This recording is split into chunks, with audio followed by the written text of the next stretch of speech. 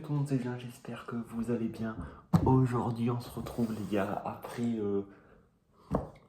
plus d'une semaine, 10 jours, je pense, presque 2 semaines, que, que j'ai pas fait de vidéo.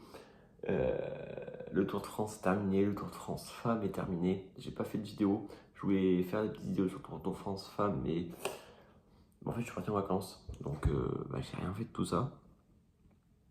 Donc voilà. Les Tours de France sont terminés. Bon bah Pogacar, les deux popos, on peut dire, ont gagné le Tour de France, ce qui est pas mal. Mais aujourd'hui, on va pas parler du Tour de France parce que la saison, même si la saison vélo n'est pas terminée, mais la saison grand public vélo est passée. Donc voilà, et on va se consacrer à notre plus grande passion, qui est le football. Le football et notamment l'AS Saint-Etienne, les gars. L'AS Saint-Etienne. Voilà, le championnat reprend samedi, dans 5 jours, les gars. On est mardi aujourd'hui. On est mardi 5 ou mardi 4. Mardi 5, je crois, on est 5 août. Ça commence samedi. Le premier match contre Laval. Donc voilà, j'avais envie de faire cette petite vidéo déjà pour passer des coups de gueule et pour savoir si, selon moi, la Saint-Etienne est prêt pour cette saison de Ligue 2. Donc voilà. Mais avant tout, je vais dire, voilà, je sais beaucoup de vidéos sur le Tour de France. Les dernières vidéos que j'ai postées, c'était beaucoup sur le Tour de France. Voilà, je continuerai à en faire, mais des vidéos sur le vélo, mais que quand c'est des courses que je regarde. En fait, voilà, moi j'aime le vélo, je suis un peu le vélo, mais je ne suis pas toute l'année le vélo. Je suis vraiment les courses françaises, quoi, type Paris-Nice. Je suis un peu les monuments, je suis le Tour de France, Dauphiné. Je suis de loin un peu le Giro et la Vuelta. Donc tout ça, je ferai pas de vidéos et tout comme je faisais avant. Parce qu'en fait, moi, avant tout, ma passion première, c'est le foot et la Saint-Etienne. Du coup, là, je vais continuer donc les vidéos. Même si les Tours de France s'arrêtent, je vais continuer. Mais j'ai continué sur le foot, sur Saint-Etienne. En fait, je vais faire que des trucs qui me plaisent. Peut-être, je vous enverrai des vidéos sur des jeux vidéo aussi, des fois. On verra. Voilà, c'était un peu une mise au point. Mais voilà. Tout ça étant dit, on va parler de la Saint-Etienne. Pour ceux qui habiteraient dans une grotte, la Saint-Etienne est descendue en Ligue 2 cette saison. Nous évoluerons en Ligue 2. Et voilà, pour ceux qui ne savent pas, on s'est fait racheter par des gros propriétaires qui ont des ambitions et qui veulent, ce qui est logique, remonter directement en Ligue 1. Donc voilà, on a le plus gros budget de Ligue 2, oui. On a le plus gros budget de Ligue 2. Donc voilà, mais moi il y a beaucoup de choses qui me tracassent avant cette reprise. Parce qu'il y a beaucoup de choses qui ne vont pas. Et je vais essayer d'en parler avec vous et vous me direz, vous, en commentaire, ce que vous en pensez. Je compte beaucoup sur vous. Peut-être que je suis seul à penser ça. Peut-être que vous pensez que vous penserez que je serai un malade de penser ça, mais voilà.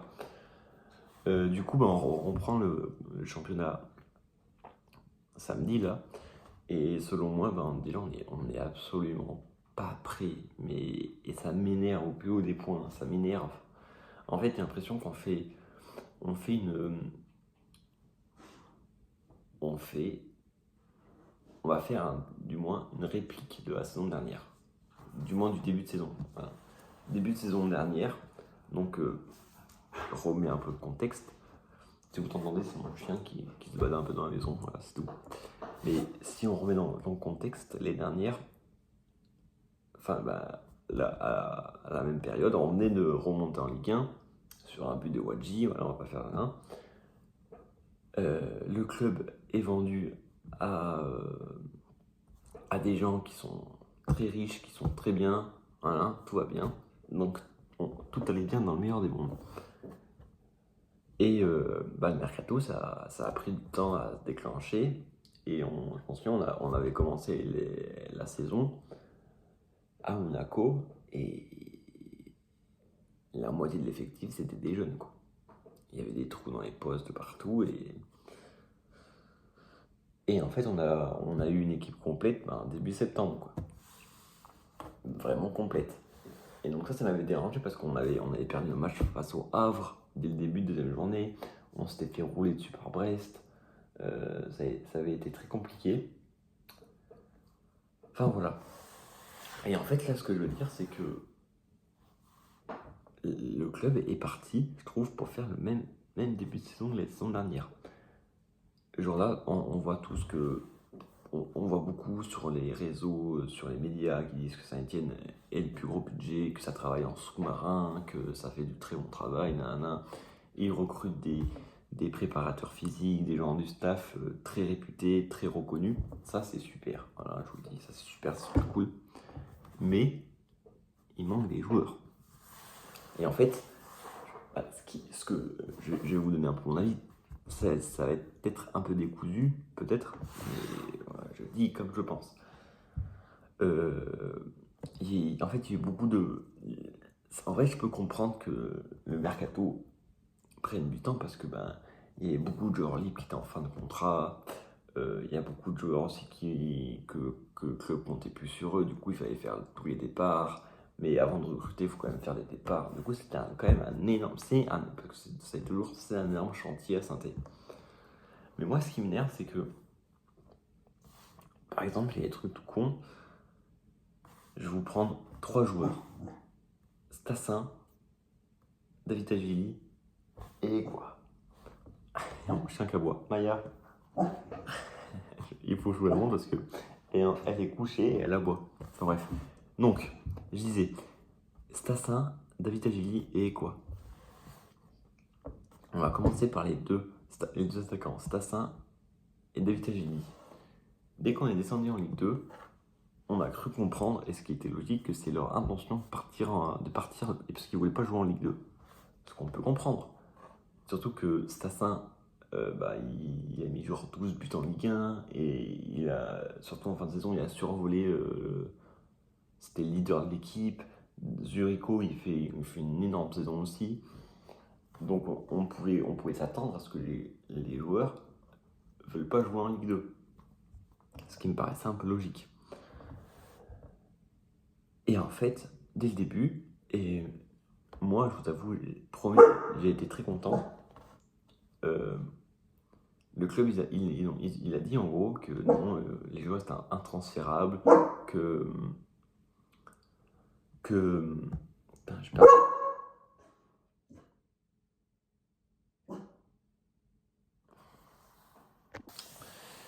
Oui, qu'est-ce que je disais? Pardon, j'ai dû faire une coupure. Le chien s'est mis à aboyer. Bref.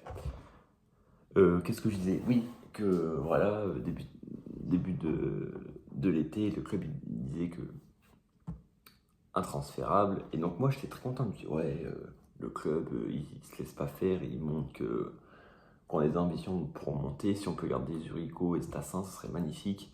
Vraiment, je me disais ça super bien. Sauf qu'en fait, à leur place, on n'a toujours pas recruté. On a toujours à gauche David Avellini et en pointe Stassin. Et en fait, moi ce que j'ai peur et ce qui va se penser arriver, c'est que là, on voit que Zurico est en train de partir un peu au clash apparemment avec le club, parce qu'il veut partir. Et Stassin, Stassin, c'est pas trop, mais apparemment Stassin il veut partir aussi, donc peut-être que Stassin il restera.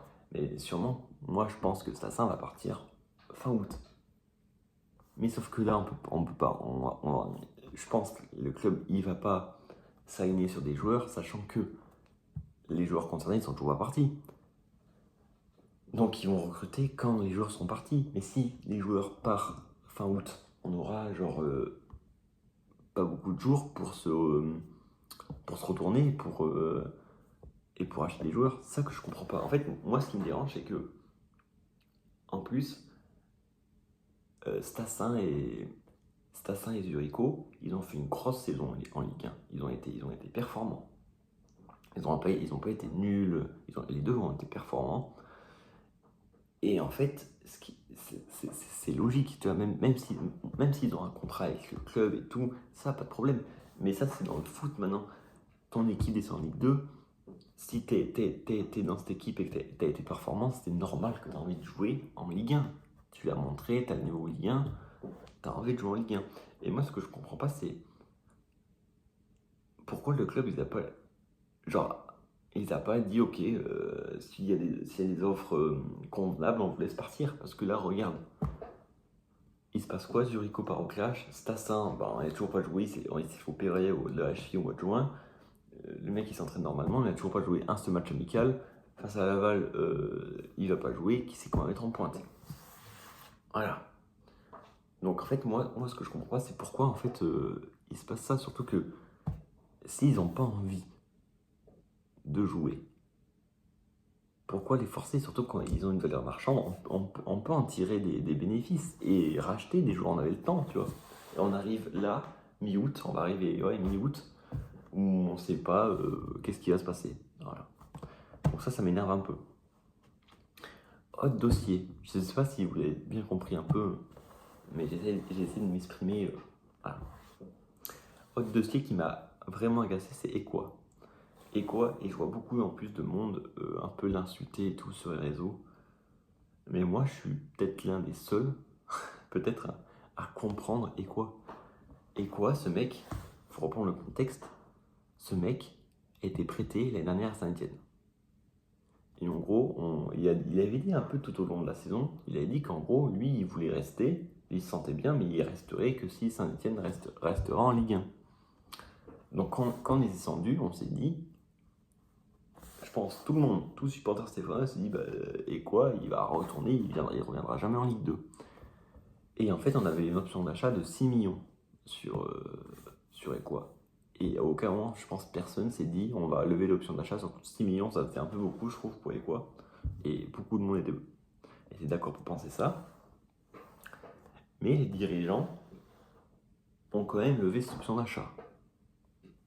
Ils l'ont quand même levé. Moi, je vous avoue, je comprends pas. Le mec n'a pas envie de jouer en Ligue 2. Il n'a pas envie. Il veut jouer à l'échelon supérieur. Et en vrai, même si des fois il n'a pas été tout le temps très très très très bon, je pense qu'il a le niveau. Il a le niveau 100 fois Ligue 2. Je pense que si le clash va se terminer bien pour nous et qu'on a un écho à 100%, il casse tout en Ligue 2, je pense. Et il a le niveau. Il peut avoir le niveau Ligue 1 suivant dans quelle équipe il joue et tout. Je pense. Mais c'est passager, le mec n'a pas envie de jouer avec nous en Ligue 2. Et les dirigeants font quoi? Lèvent l'option d'achat. Et donc le mec il est parti au clash, il ne joue pas en entraînement, apparemment il serait en arrêt maladie. Enfin voilà, ça en parle dans stock. Tous les sens, ils ont mis 6 millions sur la table, au final on n'a pas des quoi. Voilà. Donc autant on va devoir recruter un autre milieu de terrain pour compenser quoi. Dans quel monde vit-on? Voilà. Autre point qui m'agace, cette vidéo va être un peu longue, je suis désolé, mais j'en ai gros sur la patate, il faut que j'en parle.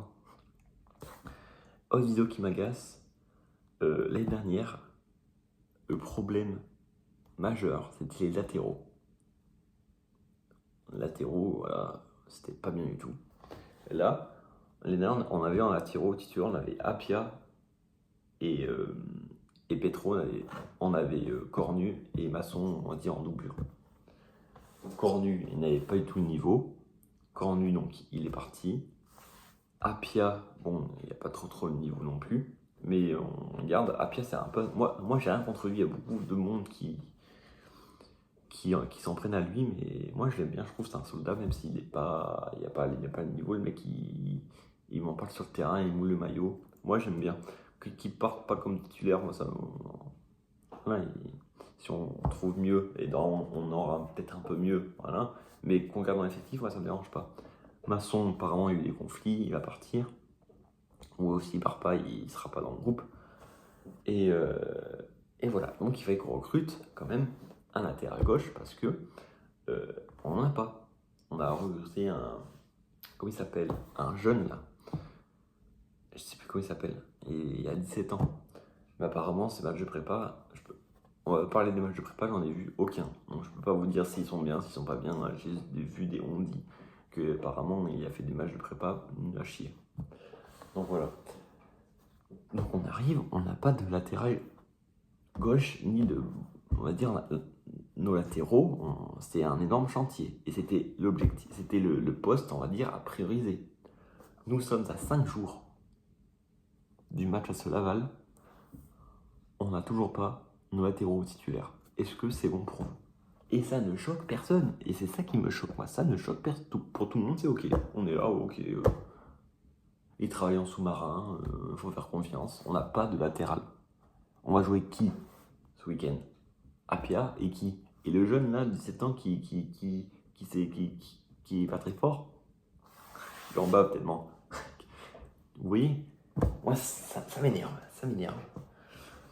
Et encore, en fait, parce que, par exemple, on serait en Ligue 1 et on aurait comme le maintien ou le milieu de tableau, qu'on n'est pas une équipe compétitive tout de suite, je m'en fous.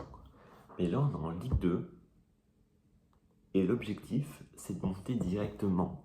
Donc, tous les matchs vont compter. Tous les matchs, ils vont compter. Là, ce week-end face à Laval, le match, il va compter. Le week-end prochain et tout. Le championnat, il y a vacances en septembre, quand le mercato il sera tout fini, quand on aura tous les recrues, il commence maintenant. Et donc c'est ça qui m'énerve, moi, c'est ça qui m'énerve. C'est que quand on a fait des bonnes recrues, on a pris Cardona, on a levé l'option de Cardona, on a levé l'option de Bernauer, on a fait Chico Lamba, Jabert il a l'air pas mal. Oui, mais en fait, t'as l'impression qu'on a, on va dire, un 11 qui est cohérent. S'il y a des blessés ou il y a des suspendus, il y a qui derrière? Il y a personne. Et ça m'énerve. Alors oui, ça va. Le mercato, il reste un mois. Normalement, les deux latéraux, la latéral gauche et la latéral droit, devraient arriver aujourd'hui, là où je parle, où la vidéo. Normalement, il y aura un latéral droit et un latéral gauche titulaire. Mais pour le premier match, est-ce que ça va être. Est-ce qu'ils vont être titulaires ou pas? Je n'en sais rien.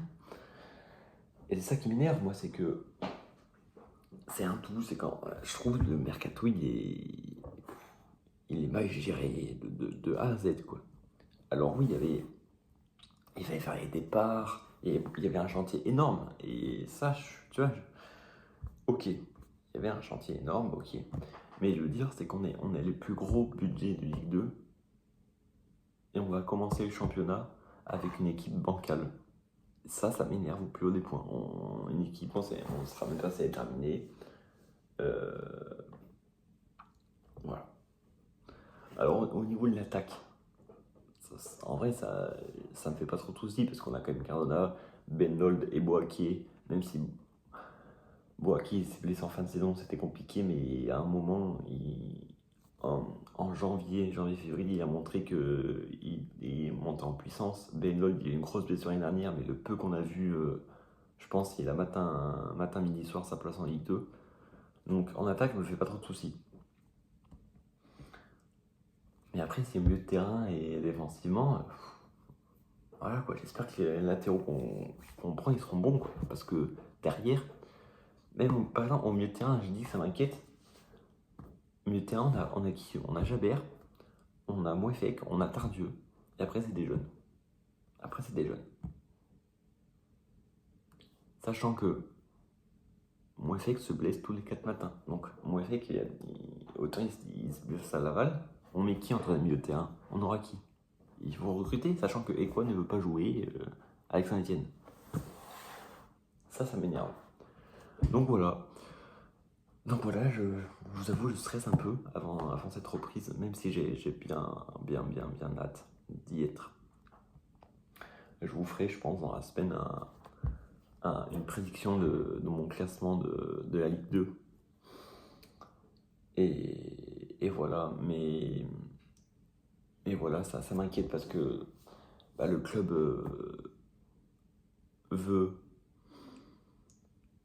affiche son ambition de monter directement. Et là, pour l'instant, Montpellier fait un meilleur mercato, je trouve. Reims, ils ont une équipe plus complète que nous. Il y a beaucoup d'équipes qui, sur le papier, sont un peu plus complètes que nous, quoi. Et donc, même si on garde cette équipe, on va pas finir. On va sûrement se taper pour la montée.